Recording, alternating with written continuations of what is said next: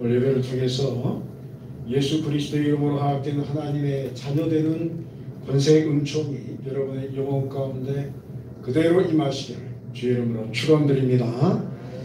쇼팽의 종 폴란드는 이 강대국 사이에 항상 시달려온 약소 국가입니다. 그렇기 때문에 그 나라의 젊은이들은 달리 용감하여 마치 우리나라처럼 아주 용감하였고 죽음을 두려워하지 않았다고 합니다. 쇼팽도 예외는 아니었던 것 같습니다. 1827년 쇼팽은 이 독일 유학을 마치고 폴란드로 돌아가는 마차에 몸을 싣고 있었습니다.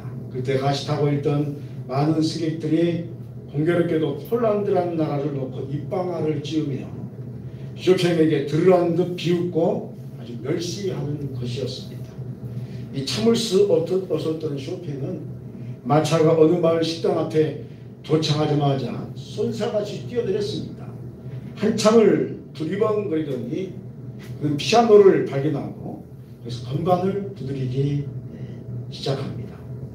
곡은 어느덧 쇼팽의 마음을 표현하고 있었고 그 내용은 조국에 대한 한없는 애착, 또 조국을 비웃는 자들에 대한 분격, 그런 것들이 어우러져서 창작되어지는 음악이 나오기 시작합니다. 혹은 강렬하게 또 조용히 쇼팽의 기도를 표현하기 시작했습니다. 이 애국의 즉흥곡이 바로 그 유명한 플로네이즈 E 플랫 단초 혁명이라는 아주 유명한 곡입니다. 이처럼 쇼팽의 정열과 조국에는 전 세계를 관통하고 있었다. 사람들이 이렇게 표현합니다. 총을 가진 자로서만 조국을 빛낼 수 있는 것은 아니다. 폴란드 사람이라는 긍지를 가지라. 이 말은 이제 쇼팽의 아버지가 항상 쇼팽에게 강조했던 말입니다. 그 말이 쇼팽이라는 젊은 사람의 마음속에 새겨졌던 것입니다. 이와 같은 이야기는 한국가의 아들이라는 의미가 무엇인지 우리로 알게 합니다. 나라를 위해서 자신의 모든 것을 바치려는 열정은 그 나라의 청년이라면 누구나 갖게 되는 그런 마음이다 한 것입니다. 하나님의 백성이 또 하나님의 자녀가 된다는 의미도 이와 같은 것입니다. 하나님께서는 하나님 나라를 세우시고 계시고 또 우리로 그 나라를 책임질 주님의 자녀로 삼으셨습니다. 그리고 하나님 나라를 위해서 우리에게 하나님의 자녀가 되는 권세를 주신 것입니다. 그렇다면 하나님의 자녀가 되어서 얻게 되는 권세가 우리에게 무엇이 유익한 것입니까? 12절에 보니까 영접하는 자 곧 그 이름을 믿는 자들에게는 하나님의 자녀가 되는 권세를 주셨으니 라고 말씀하고 있습니다. 예수 그리스도를 주님으로 마음에 영접한 순간에 우리는 이 믿음에 의해서 하나님의 자녀가 된 줄 믿으시기 바랍니다. 예수님을 믿으면 하나님의 자녀가 되는 겁니다. 우리의 영원하신 아버지는 하나님이 되십니다. 그러므로 하나님의 자녀가 된다는 것은 하나님 나라의 기업을 이어받는 존재가 된다는 뜻입니다. 그리고 이 나라의 주인공이 되기를 원하시는 하나님께서 그 자녀에게 하늘나라의 권세를 허락하시는데 이것은 결국 우리의 모든 것을 하나님께서 원하시는 모습으로 바꾸어 놓는 역사를 이루게 한 것입니다. 저와 여러분은 예수님을 믿고 삶을 살아가면서 성화되는 줄 믿으시기 바랍니다. 우리의 능력으로 성화가 됩니까? 그렇지 않습니다. 하나님께서 허락하신 자녀에게 주시는 권세를 통해서 우리도 모르게 조금씩 하나님의 사람으로 변화되는 것입니다. 그렇다면 이 놀라운 변화의 역사를 허락하시는 이 자녀가 되는 권세가 우리에게 구체적으로 주는 유익은 무엇입니까? 오늘 본문을 통해서 잠시 이 문제를 살피고자 합니다. 첫째로 하나님의 자녀가 되는 권세가 우리에게 주어지면 그동안 우리가 알지 못했던 창조주 하나님 그리고 오늘도 새롭게 창조하시는 주님을 체험함으로 그분을 알아가는 특권이 우리에게 주어지게 됩니다. 한번 따라하겠습니다. 하나님은 창조의 주님이십니다. 할렐루야. 이 말이 상당한 의미가 들어있는 겁니다. 9절로 10절에 참 믿고 세상에 와서 각 사람에게 비추는 빛이 있었나니 그가 세상에 계셨으며 세상은 그런 말미암아 지은 바 되었을 때 세상이 그를 알지 못하였고 라고 말씀하고 있습니다. 예수 그리스도께서는 이 땅에 생명의 참빛으로 오셨습니다. 이 빛은 세상이 그토록 바라고 원하던 역사였습니다. 바로 사람들이 그토록 바라던 희망에 실현된 것인데 그것이 바로 영생을 얻는 구원의 빛이었다 이렇게 말합니다. 그런데 이 빛은 모든 사람들의 영혼에 비추었다 라고 말씀합니다. 모든 영혼 안에 비치는 역사 속에서 사람들이 마음만 먹으면 하나님을 알 수 있는 은혜가 베풀어진 것입니다. 그런데 사람들의 마음이 이런 역사를 받아들이지 않는 태도를 취하고 있었습니다. 놀랍게도 이 빛이신 주님께서는 세상에 그런 말미암아 지은 바 되었으니 라고 말씀하시는 창조주 하나님이셨습니다. 그렇습니다. 이 세상의 모든 것들은 예수 그리스도를 통하지 않고서는 창조된 것이 하나도 없음을 알아야 합니다. 그러므로 창조주 하나님의 빛이 인간 영혼에 비치고 있다는 사실은 하나님의 인생을 향하신 그분의 뜻을 허락하신다라는 의미가 들어있습니다. 한번 따라하겠습니다. 하나님의 뜻이 내 인생에 허락되었습니다. 할렐루야. 그게 창조주 하나님의 그 역사라는 것입니다. 그렇습니다. 세상의 모든 것들이 예수 그리스도의 이름 안에서 비추어졌을 때 하나님의 뜻이 그 각자에게 허락된 것입니다. 예수 그리스도의 빛의 역사는 우리의 영혼을 새롭게 하고 또 하나님의 우리 자신 각자를 향하신 뜻이 그대로 비전으로 허락됐다는 것을 의미합니다. 그러므로 하나님 자녀에게 주어지는 권세는 하나님의 뜻인 비전이 이루어지는 역사를 세워가는 것입니다. 이것을 재창조의 역사다. 이렇게 신학에서는 그렇게 말합니다. 왜 이런 빛의 역사가 우리에게 필요한 것일까요? 왜냐하면 이 빛이 비치는 길이 우리가 살아가야 할 인생길이기 때문입니다. 베이크 성경 주석에서 우리가 가야 할 길이라는 소제목의 글이 있습니다. 소개해드리면 다음과 같습니다. 우리에게 있어서 가장 중요한 것은 어떠한 교리가 그럴듯하고 매력적인 것인가 아닌가 하는 것이 아니라 그 교리가 참된 것인가 그릇된 것인가 하는 것이다. 우리가 어떤 한 목적지를 향해 가고자 할 때 우리는 그 길이 편안하고 안락한 길인가 아닌가에 관심을 기울이지 말고 그 길이 올바른 길인가 아닌가에 더 관심을 기울여야 한다. 이렇게 기록하고 있습니다. 사랑하는 성도 여러분요, 우리가 항상 기억해야 하는 문제가 있습니다. 그것은 이 세상에서 인생이라는 삶을 살아가는 모든 사람에게는 각자가 감당해야 하고 살아가야 할 길이 있다는 것입니다. 그런데 이런 인생의 길이 참되다면 그 사람의 인생은 후회 없는 삶을 산 것입니다. 그러나 거짓된 것이라면 인생의 삶이 맞춰질 때 통곡하게 될 것입니다. 그렇다면 어떻게 해야 참된 인생을 우리가 살아갈 수 있는 것입니까? 그것은 바로 참빛으로 이 땅에 오셔서 우리 인생을 비추시는 우리 주 예수 그리스도를 마음으로 영접함으로 그분의 빛으로 인생을 살아가는 지혜를 얻는 것에 있습니다. 이 지혜의 길을 걷는 능력이 바로 하나님의 자녀가 되는 권세라는 것입니다. 이 권세가 이미 여러분에게 허락되었음을 믿으시길 바랍니다. 이미 우리에게 주어진 것입니다.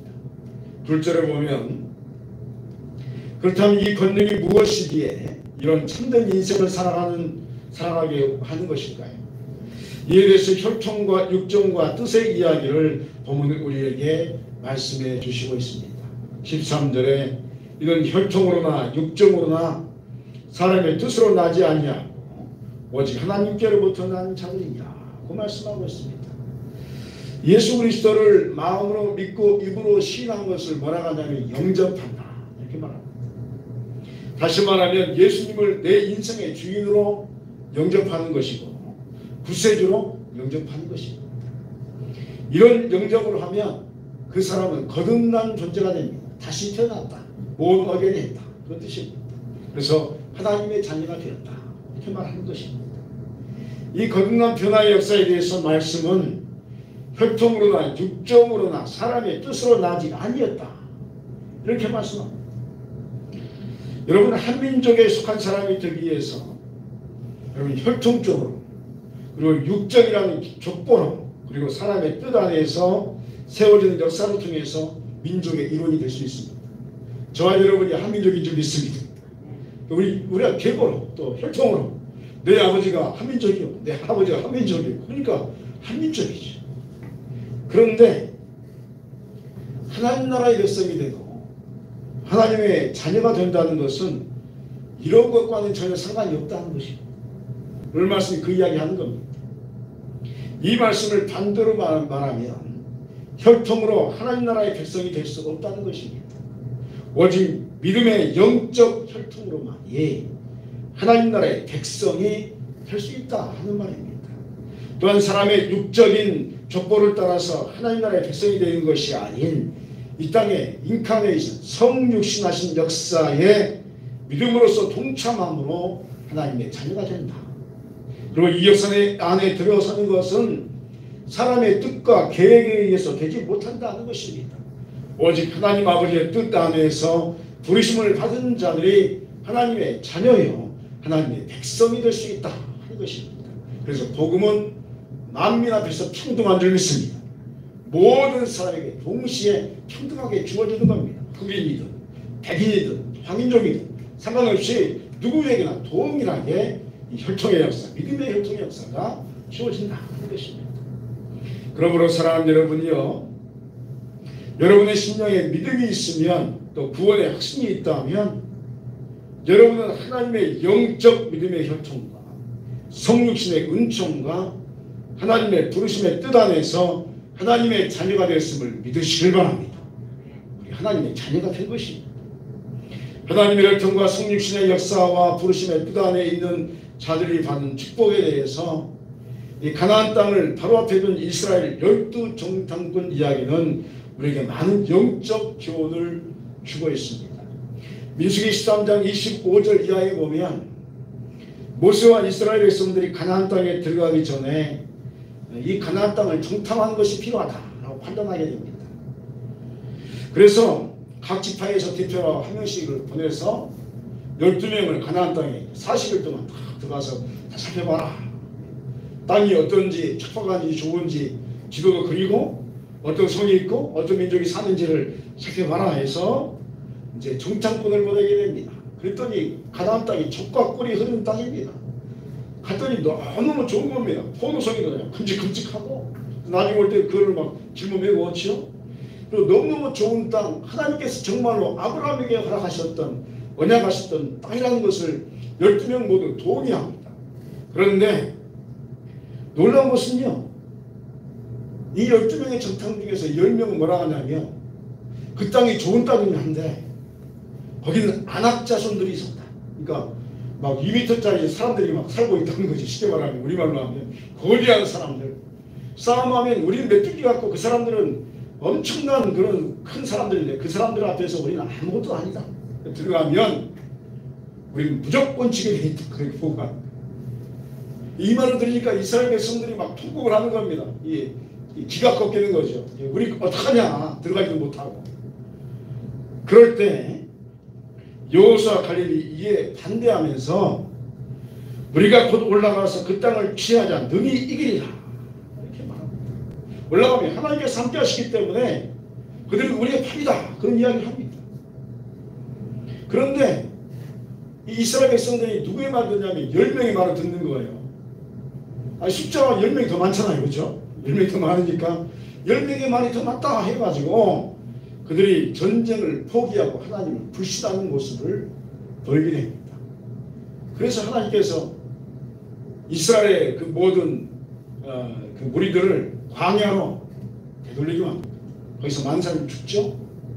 40년 동안 하나님의 말씀에 반대했던 모든 사람은 광야에서 다 죽었습니다. 40년 동안 훈련을 다시 시키는 겁니다.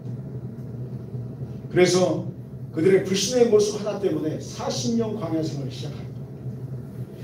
왜 이스라엘 백성들과 10명의 정탐꾼들은 이렇게 나약한 모습으로 절망하게 되었을까요? 왜냐하면 이들의 눈은 육적인 눈이었기 때문입니다. 영적인 눈, 즉 믿음의 눈으로 가나안을 보지 못했기 때문에 그들의 귀걸이 장대함을 바라보면서 낙심한 겁니다. 네피림이 있다 이렇게 말하는 겁니다. 아낙자손이 있다 그렇게 말하는 겁니다. 그러나 여호수아의 갈렙은 역의 눈인 믿음을 소유했기에 하나님께서 함께 하심으로 못할 것이었음을 천명합니다. 옷을 찢으면서 아니라는 겁니다. 그러나 이스라엘 다수는 영적인 눈이 없었기에 그만 포기하고 좌절한 인생을 살아가서 거기서 마감하게 됩니다. 그러므로 여러분이요 참된 믿음을 소유하시기를 축원드립니다. 영적인 믿음이 되기를 축원드립니다. 그래야 하나님의 영적인 믿음의 혈통의 역사가 무엇인지 알고 성육신의 역사가 우리의 인생에 스며들며 하나님의 뜻 안에서 거룩한 인생을 살아가는 은혜가 우리에게 복으로 임하게 되는 줄 믿습니다. 세 번째로 이렇게 참된 믿음의 영적 역사에 들어선 하나님의 자녀된 인생에는 어떤 복이 임하는 것입니까? 이 역사는 믿음을 통해서 말씀으로 우리에게 주어지게 되는 은혜임을 알 수가 있습니다. 14절에 말씀이 육신이 되어 우리 가운데 거하심에 우리가 그의 영광을 보니 아버지의 독생자의 영광이요 은혜와 진리가 충만하더라 이렇게 말씀합니다. 하나님의 자녀가 되었다는 것은 말씀을 알아들을 수 있다는 뜻입니다. 왜냐하면 하나님의 자녀가 되지 못하면 말씀으로 이 땅에 오신 로고스의 하나님을 될 수 없기 때문입니다. 그렇습니다. 하나님의 자녀에게는 말씀이 곧 하나님이심을 체험한 특권이 주어지게 됩니다. 세상 사람들은 이 말의 의미가 무엇인지 알지 못합니다. 그러나 우리가 믿음이 있고 주님을 마음에 영접한 사람이라면 그 영혼의 말씀으로 함께 하시고 인도하시고 이끄시는 하나님을 체험하게 되는 것입니다. 한번 따라하겠습니다. 하나님은 지금도 나에게 말씀하십니다. 할렐루야. 여러분 이게 어떤 특권입니까? 하나님의 자녀가 되었기 때문에 말씀하는 겁니다. 하나님이 말씀하시는데 목사님께만 말씀하고 하나님이 말씀하시는데 장로님께만 말씀하고 권사님께만 말씀하는 게 아니라 예수 그리스도를 믿고 하나님의 자녀가 되면 누구에게나 하나님께서 말씀하신 적이 있습니다.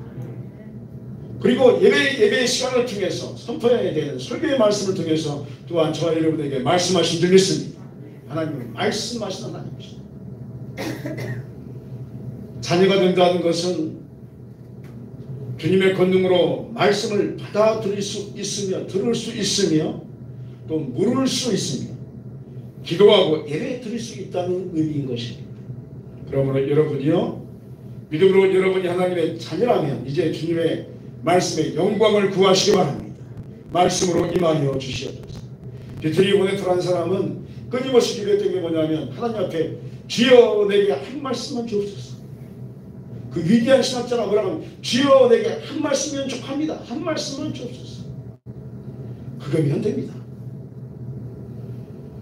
여러분 그 영광 가운데 말씀을 통해서 우리에게 허락하신 은혜와 진리의 충만을 여러분 구하시길 바랍니다. 주께서 가장 좋은 곳으로 여러분의 영혼과 인생에 하나님의 말씀과 영광과 진리의 충만을 허락해 주실 수 믿습니다. 말씀을 맺습니다. 오늘 우리는 예수님을 믿는 순간부터 우리 자신이 하나님의 자녀가 되었다는 사실을 알게 되었습니다. 동시에 이 믿음을 통해서 온 우주를 창조하셨던 하나님의 창조의 손길이 우리 영혼에 임했다는 것을 깨닫게 되었습니다. 그리고 이 자녀된 권능은 결국 믿음의 영적 혈통 안으로 들어서게 하며 쉽게 말하면 영적 아브라함이 무슨 일을 하죠? 그 혈통 안에 들어서게 하며 예수님의 성육신의 역사를 통해서 하나님의 뜻이 우리 삶에 그대로 성취된 역사를 이루게 됨을 또한 알게 되었습니다. 이 로고스의 말씀의 은총이 하나님의 자녀된 여러분의 영혼에 거하시며 영광으로 나타나시며 은혜와 진리로 충만하시기를 주의 이름으로 축원드립니다. 기도하시기